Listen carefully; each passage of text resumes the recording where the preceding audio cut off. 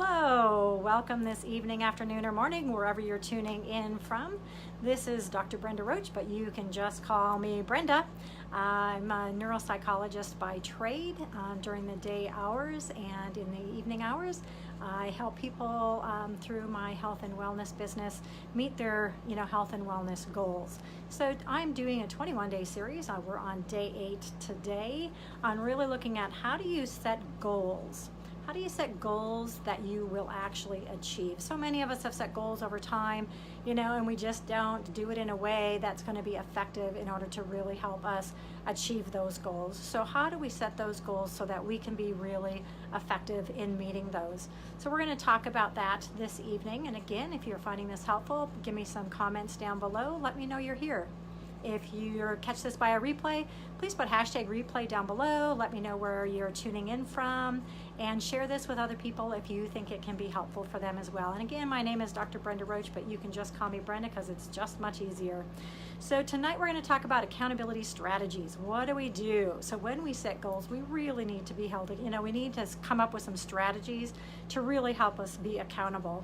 So accountability is really critical to behavior change and to the behavior change process, because even with the right information and the right intentions, you won't succeed if you let yourself off the hook when it's time to do the work. And so there's a lot of things. Our brain, again, is developed and it's meant to protect us from feeling uncomfortable and from fear. And so as we're doing new things or trying new things and setting those goals, sometimes we're going to feel pretty uncomfortable with it. And so our brain response is to protect us from feeling uncomfortable. It's going to try and convince you to just sit back down on that couch and do nothing.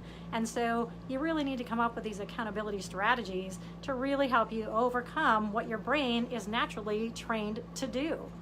And so there are 3 really effective ways and strategies to increase your accountability. So the first approach is to challenge your excuses head on. So no matter how difficult your circumstances may be, the only way to succeed is to take personal responsibility for making things work out the way you want them to. So you are responsible for that. You need to own your decisions and don't use light excuses kind of get yourself off the hook. So again, it's 5, 4, 3, 2, 1, just get up and do it, and recognize again why you're wanting it, and continue to just be responsible for your decisions that you make and take responsibility for those. The second approach is really writing up a written contract for yourself. So a contract is really a visible reminder of the commitment you've made to yourself, as well as an effective tool to combat those pesky excuses when they come up, right? And so it's just a way to kind of look at that and help remind you that you really are committing to yourself to really get these things done and to meet those goals and objectives that you're setting out to be. So if taken seriously, you will find that it's a lot more difficult to break a contract than to overlook an ambiguous kind of resolution to try harder that you have just within your head. So if you haven't written up a contract yet, get out a contract. Just write something up. It doesn't have to be legally binding. It can be something really, really simple to do, and just write that out and keep it, in a place that you can look at it every single day. The third one is really some stuff I talked about yesterday in day 7, and that is using your social support network. So you really need to find that strong social support network that will hold you accountable, but also that it will support you in the goals that you've set out to do as well. So both of those in combination. And that you've shared your goals with them so that they can kind of check in with you, right? And find out how you're doing. And again, that can help hold you a little bit more accountable as well. So how do we challenge some of our common excuses that we make for ourselves? Because we all do that, right? If you make excuses for yourself or have in the past that have really stopped you from being able to achieve your goals, put a number 1 down below in the comment section. We have to start by challenging ourselves by observing your inner self. What goes on in your mind? And I talk a lot about what goes on in your mind because our mind is so important on what we say to ourselves. What are our thoughts? Many of us would not be friends with someone that talked to us the way we talk to ourselves. And so it really is thinking about in your mind. So we have to think about what's going on in our mind. What are we saying to ourselves, especially when you don't want to do something you know you want to do or you should do. I would change those words to you want to do. It's just easier for our brains to think about wanting to do it versus that we should do it. Our brains get a little bit more oppositional when we say we should do it, because they're like, oh yeah, right, I'm not going to do it, you can't make me. And so saying you want to do it can actually be a much more effective way of looking at that. So think about and write these down. What do you say to yourself in that moment when you are kind of trying to talk yourself out of doing something that you want to do in order to reach that goal that you've set out? Some excuses are much easier to identify than others. For example, you know, when you throw in the towel, say you've gone out and you've gone on a binger and you're trying to lose weight, maybe that's a goal, and you've gone out and you've bought a, bag or of, Oreo cookies, and you've sat down and eaten all of them, or you've gotten off track and whatever. Maybe you've not gone to the gym for a couple days or whatever. So you just kind of give up. And so that is one excuse, and that's really unnecessary, because all you got to do, right, is just start again. Start where you're at and get right back on it. But other excuses are a little less obvious.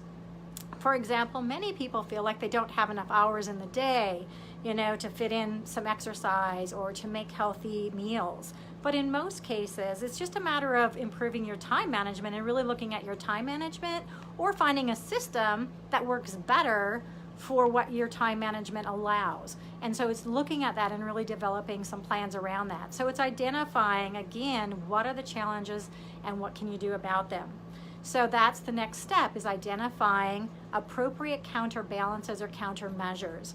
So one solution to begin thinking about yourself is just think about yourself in a different light, one that puts you in charge. All right, just like I talked about earlier, you really have to take responsibility for your own decisions and your own choices along this path.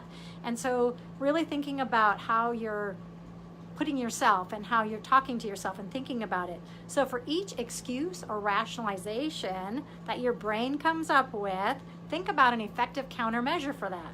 So for example, if you find that your schedule is often just too busy and you skip your workouts or you skip making healthy meals, a countermeasure could be just taking a few minutes each morning, planning out realistically what has to happen that day, what can be postponed, and what might save time, and who else might be able to help you with some of those things. Because oftentimes we do things and we think we're really busy, but at the end of the day, when we look at it, there's many things that we did that we wouldn't have really had to do, and we could have done something healthy for ourselves instead of doing whatever task that was that maybe is just more enjoyable, maybe doesn't make us feel as uncomfortable. So our brain goes, oh yeah, I can do that, and you do that instead of doing something to really help you reach your goals or go towards your goals more. So coming up with those counterbalances and countermeasures on what you can do to countermeasure whatever obstacle you might be having in the way. So these are the 2 assignments for you to do tonight, is to write down, answer these 2 questions. What is the most common excuse I use that gets in the way of my health and wellness goals? So what is the most common, maybe you come up with 1 or 2, that gets in your way? And then what is the countermeasure that you're going to practice? So what are you going to put in place to really counteract those challenges? And again, I hope you found this helpful. If you did, give me some comments down below. Also, you can go over, I would encourage you to go to my blog post, which is Brenda Roche, ROCHE.com. This video will be uploaded here in the next hour or 2, along with the narrative, and all of the days are going to be uploaded. So we have all 7 days so far. This will be day 8, so that you can kind of go back, you can refresh your memory, you can share it with other people. Feel free to share this video with other people. And if you've missed some of the days previously, it's just an easier way to kind of find all of the videos instead of going back in and trying to find them through a Facebook feed or those type of things. So again, that's at Brenda Roche, ROCHE.com. And then you go to training topics, and underneath training topics, I believe it's the first one, and it will be setting goals. And all of the days are in there. I hope you found this helpful. I'm having a great time putting this together. It really is helping me look at the goals that I have as well. So by teaching other people, it's holding me accountable. That's one of my accountability measures that I use. And so I'm just really enjoying it. And please share this with other people. I look forward to seeing you tomorrow evening. Tomorrow evening, I'll be coming back on at 8 p.m. Mountain Time. And we will be going further into our conversation around setting goals. So again, thank you for joining me. Again, put some comments down below if you catch us on replay. Let me, hashtag replay, and let me know where you're coming in from. And I hope you all have a great evening, afternoon, or morning, wherever you're tuning in from.